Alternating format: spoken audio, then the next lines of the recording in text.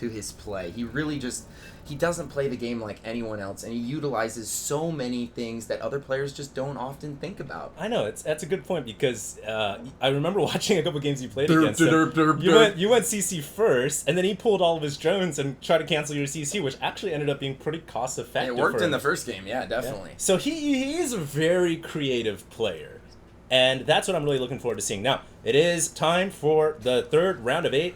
And down in the bottom left-hand corner of the snowy map, Howling Peaks, we have got the light blue Zerg player. It is Root Catz.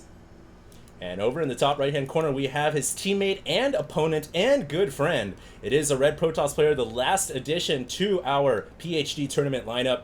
It is TT1. And wow, TT1. Whoa, whoa, whoa, whoa. Oh, quick spawn pull. Brilliant move from Catz here. Absolutely brilliant. This could be game, set, match already. Go, look where TT1 put his pylon. I'm not sure where he did. He threw it on the low ground. ground. That he actually might be okay here. But this map has a secondary opening, so you can't wall it off. Here's the thing, though. Here's What's going to happen. Here's how this should play out. Right. TT1 is going to scout the 6 pool. As soon as he scouts the 6 pool, he's going to build a forge immediately.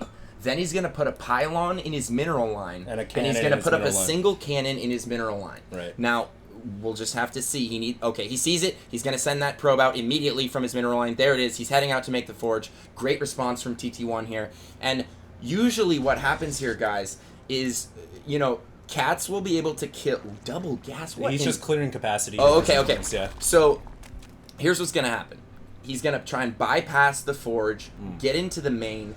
But TT1 actually not making a pylon in the main. He might just wall off the bottom of his ramp. I think he's going to try to wall off the bottom of his ramp. And like you said, most of the time Protoss... Oh, no, there's a pylon. Okay. He's going to put a cannon right here in the middle of his mineral line. Yep. He sacrifices the forge and the pylon. But because Protoss has more probes than the Zerg who sacrifices drones, usually Protoss comes out ahead. It depends a lot on the micro, as Catz is making his way across the map with the Zergling. So this is going to be a super tight game as the cannon is coming in. A game of cat and mouse. It's all about how many probes he can try and pick off here, how much damage he can do, and it looks like he's going to use. Does that block? Is he going to wall in? Oh, not enough. He's going to wall with the gateway to beautiful buy time for the photon cannon. Oh my God, TT1's pylon positioning on this map was impeccable. That was so intelligent by him to put that there.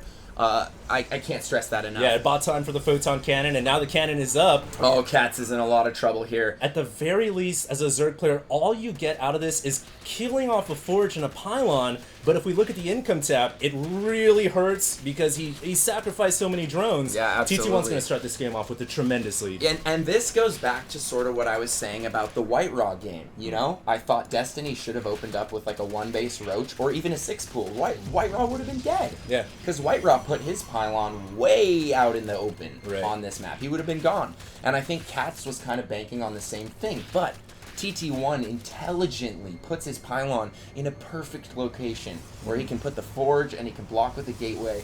Bought enough time for him to get the cannon up. And now TT1 playing this just perfect. And you know what? If he can get a cybernetics core up too, he can get a mothership core out, which will add up additional defenses for his line because Purify is a great ability. I doubt he even will. Well, we'll see, man. He doesn't have a core yet, and he's adding on the second gas. Honestly, man, I don't even think they're worth it until the mid game. I really don't even think it's worth it at all. I want to reserve from saying anything because I just haven't seen enough to make a statement about it. Yeah, I think it's just too expensive, and it doesn't give you any immediate benefits. And you're not necessarily going to need the defensive capabilities of it. Well, the thing is, on this, the way the current game is played out, TT1 doesn't have a wall at the ramp, meaning that his base is exposed to a lot of units that could swarm into his main. So he might, by that situation, opt to go for Mothership Core. That's definitely a possibility. I think what he's going to do is get Warp Gate, get a few gates, and do maybe a 3 or 4 gate expand, and then he's going to probably apply some... we have a Stargate coming out. Is he going to go for potential... Oracles here? Or maybe he'll go Void Ray, knowing that Catz is really low on economy and might not have enough air defense. Honestly, I think he might be going Oracle here. He could go for Phoenixes as well. I mean, we're just going to have to see. Yeah. But, my nerd senses are tingling. Nerd senses are tingling, man. And he's going to apply some pressure here with these 3 Zealots, but they will get caught here out in the midfield. I really like moving out with the Zealots, though, because what that does is it says to Catz, it forces Catz to produce more attack units to defend if he hasn't didn't have made enough. any, though. Yeah, because he had so many Zerglings already. Is he But gonna get it a might first force a lot of units, meaning he will have less of an anti-air defense. Catz There's gets an the Oracle surround. coming. And it looks like he will get a decent surround here with the Zerglings. One Zealot dies. A second Zealot will go down as well, and Catz is going to take control of the midfield. Nice. Well done there by Catz. He does retain control of the midfield here. And we do have Oracles coming out of TT1, and just such interesting play coming out of TT1 here. He's been playing a ton of HOTS beta, man. Yeah. He's been streaming a lot. And what a smart wall-off position here. Just great plays, and he blocks with the pylon. As oh well. My God, TT1 is playing excellent Now StarCraft that Stalker here. might still die though. He keeps it alive. He's trying to pull it back home to the photon cannon. Oh my goodness! Second Stalker comes out. He will be able to clean up these links. He might have to cancel that cannon, but it's really not a big deal. He'll just cancel that, put up a new one. No, he doesn't. He doesn't cancel it. He actually loses 150 right there. He needs to keep this Stalker alive. It's at 11 health total. Oh, the other one gets surrounded. I think he'll have enough firepower here to hold off the Stalkers. Meanwhile, where is that Oracle? He's It's just hiding saving up in the energy. back. He's just saving up energy. And here's actually an interesting thing. Mothership core would be nice right now. Yeah, most Protoss players get the Mothership core with Oracle to energize it for full energy. And we've got Swarm hosts on the way for Catz. I love these two guys, man. Oh man, this is gonna be. If you guys were getting a little tired of not seeing HOTS units, well, guess what? Lots of HOTS units now. And Root is on the map right now with some interesting play. Catz going for that infestation pit immediately, and we have TT1 going for those oracles now. One important thing I just want to say is the Oracle is a very good way to counter Swarm Hosts for many reasons. One, limits mineral intake. Swarm Hosts are very mineral heavy. Two, it also gives the Protoss Revelation, an ability that allows them to see the Swarm Host. Oh, so you don't need an observer. He actually used Preordain right there. Yeah, he's using Preordain on the Queen. Interesting. I'm surprised. Oh, he's gonna get fungled on the Oracle. It's such an expensive unit. I'm surprised. He's gonna lose the Oracle, pain user. Yeah, he will. Oh, wow. Wow, I'm surprised he didn't go for Entomb there. Well, at least he knows now that Swarm Hosts are coming. Yeah, but... I mean, you might think Infesterling, but I mean, it's probably Swarm Hosts when you look at the base. No Evo Chambers. Hold on, here's the thing, though. Right. The Oracle scouted the lair and the infestation pit just on its own. So why Preordain? You know, I mean, he knows what the possibilities. It's either going to be Infestors or it's going to be Swarm Hosts, in this case, both. The thing about Preordain is it lasts such a long time. It lasts like a minute. So I think he used it because he wanted No, he used Revelation, actually. He used Revelation. Oh, you might be right about that. He might have used Revelation instead. I think he just fat-fingered it. He might have pressed the wrong hotkey. Yeah, I think he just fat-fingered it, for sure. Interesting. Well, it does look like Catz is coming out here with Swarm Hosts and Infestors, and it looks like there's a Mothership core out here. He's going to need the Mothership core to help defend. He's going to pick off one of the Swarm Hosts before it burrows down as the Infestitarians come out, and a Phoenix is here as well. Oh, loses a Stalker there. He's going to need another Oracle for Revelation here. No, he cancels it. He canceled it. Okay, yeah, he canceled that last Oracle. Oh, the Mothership core is going to go down! They are so fragile. They're and really they can't even run away from infested Terrans, man. Nope. Poor Protoss. That's the slowest unit in StarCraft 2 right now. I think they get the title of the Slug.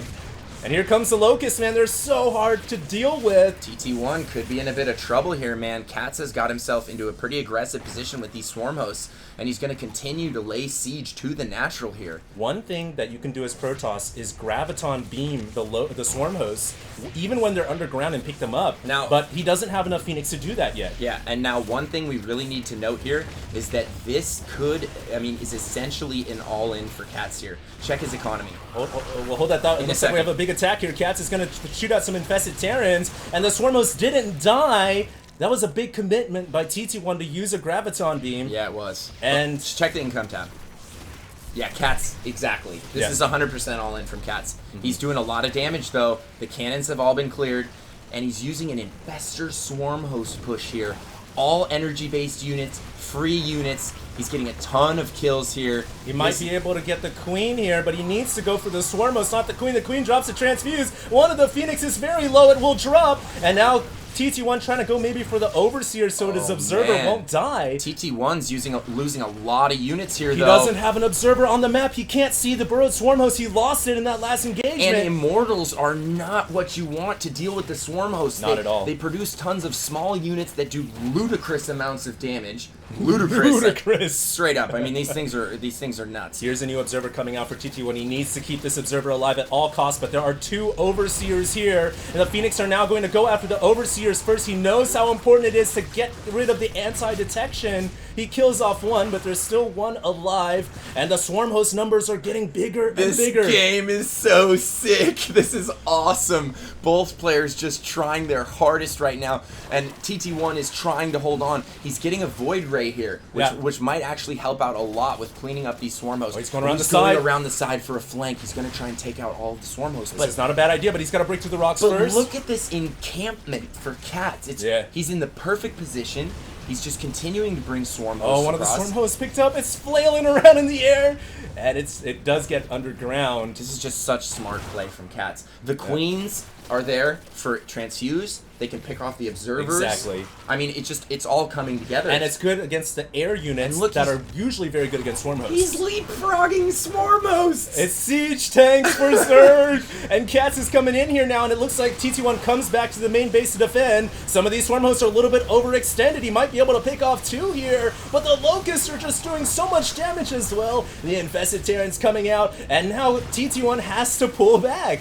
One thing I want to point out is Catz is not timing all of his swarm hosts at once for the locusts. He's letting them just come out naturally, which is really good. Yeah, no, I totally agree. Yeah. And he's also staggering when they burrow and when the swarm hosts come out. So exactly. They're not all coming out in one gigantic wave, leaving the swarm host vulnerable. Here comes the flank from TT1. He's going to try and pick off all the swarm hosts here. He gets some of the infestors. Oh, fungal. Catz is a little bit out of position here. Swarm hosts are going down. No, he move commands. He move commands his army. Everything is starting to go down for TT1 here. Might have been a huge mistake on his part. Can he kill off the swarm hosts? I don't know. The Void Rays are so low. He doesn't have his observer with his army. He was over here on the right-hand side. I think Catz is going to take the game after a 6 pull. Oh my god! GG! Catz! What? Oh my god! One incredible game by Catz. That was insane. That was awesome. That is exactly what we were looking for out of this tournament. That was just case and point.